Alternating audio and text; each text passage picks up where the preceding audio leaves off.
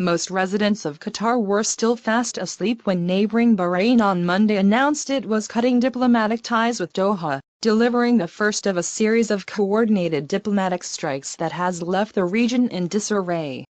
It happened at 5:50 a.m. local time, on the 10th day of Ramadan.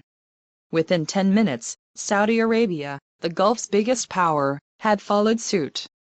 The kingdom announced via state media that it was taking action to protect its national security from the dangers of terrorism and extremism. By 6:20 a.m., the United Arab Emirates, UAE, had completed the troika. It was bound to happen. It was something that was ready to explode, Anwar Gargash, the Emirati foreign minister, later told the Reuters news agency. At least 3 other countries, including Egypt, joined in later in the day.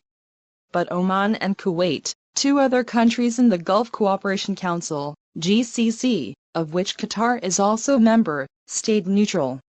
Qatar strongly denied the allegations cited in the announcements, justifying the moves against it, decrying a campaign of lies that have reached the point of complete fabrication.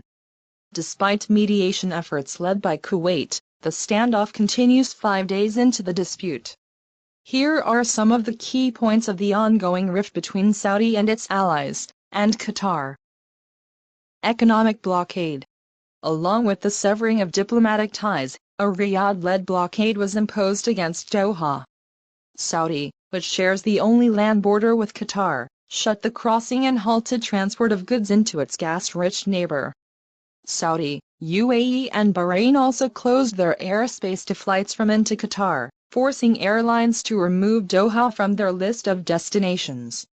The move stranded thousands of passengers and resulted in lost revenues to airlines caught up in the rift. The International Air Transport Association pleaded that air links be restored, but its request has so far been met with silence. Qataris were even barred from transiting through the UAE. Qatari citizens were also ordered out of the 3 countries, while Saudi, UAE and Bahraini nationals were told to leave Qatar within 2 weeks. Sea links were also cut. At the UAE's port of Fujairah, all vessels flying the Qatari flag, or destined for Qatar, were not allowed to go through. Tankers carrying liquefied petroleum gas from Qatar also had to change course in the Gulf of Aden, according to reports. Another ship was also diverted from Suez Canal in Egypt. Even as countries such as the UAE blocked Qatari exports like gas and aluminum, Qatar continues to let natural gas flowing to UAE, making it possible for Dubai and Abu Dhabi to keep meeting their energy needs. Amid the crisis, analysts have estimated that the fallout could cost Gulf economies billions of dollars. Turkey sending troops. As Saudi and its allies tightened the noose on Qatar, other countries in the region stepped in. Turkey and Iran opened their airspace to more Qatar flights. Both countries also offered food shipments after a rush for items was reported in many Qatari grocery shops in the immediate aftermath of the rift. Iran said food shipment can reach Doha in 12 hours.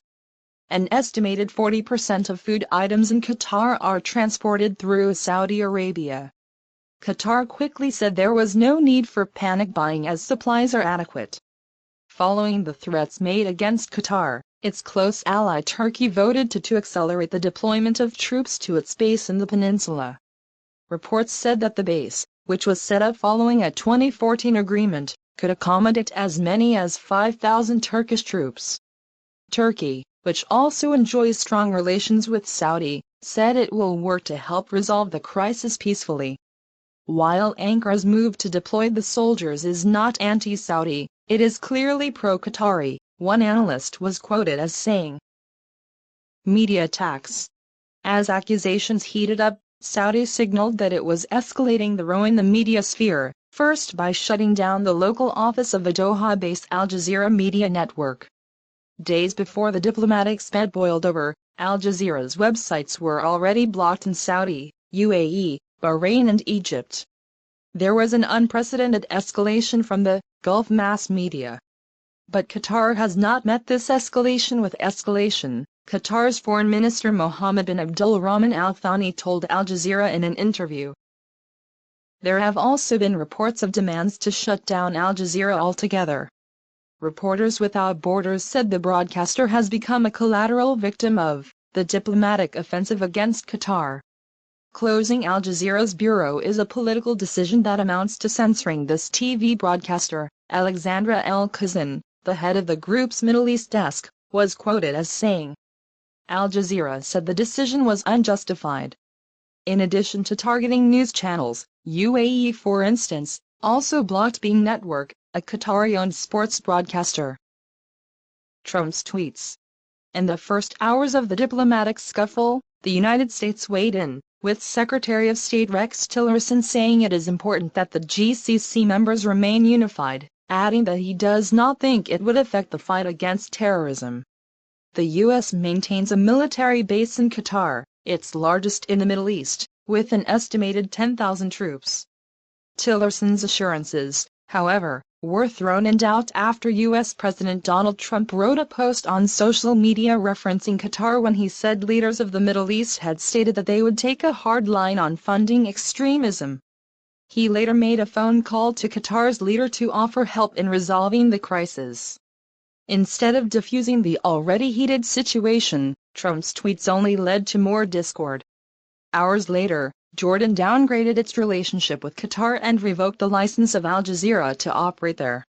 Mauritania also broke off diplomatic relations with Qatar, followed later by Senegal. Meanwhile, Bahrain ordered a ban on showing sympathy to Qatar on social media, while the UAE warned its residents that they could face 15 years in jail and a fine of as much as $136,000 by posting messages of support for Qatar. In response, Qatar urged its citizens to take the high road on social media, telling citizens and residents to mind Islamic and Arab values on social media. Terror list. On Thursday, even as diplomacy continued with Trump calling on the UAE Crown Prince and French President Emmanuel Macron calling for all sides to pursue dialogue, Qatar's adversaries hardened their stance against Doha. Emirates Post Group announced that it halted postal services to Qatar. The Qatar Airways website was also blocked in the UAE. Earlier, Bahrain's Foreign Minister Sheikh Khalid bin Ahmed Al Khalifa said his country is open to any options to protect ourselves from Qatar, as he demanded that Doha distance itself from Iran and stop supporting terrorist organizations. UAE's foreign minister, meanwhile, said there's nothing to negotiate with Qatar.